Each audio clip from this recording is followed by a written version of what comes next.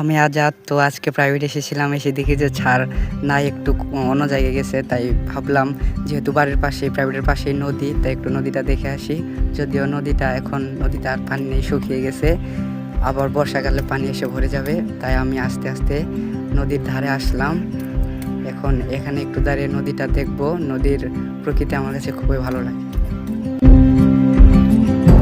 দাঁড়িয়ে দেখছি সোজা, এবং আমি বাম দিকে তাকিয়েও একটু দেখবো।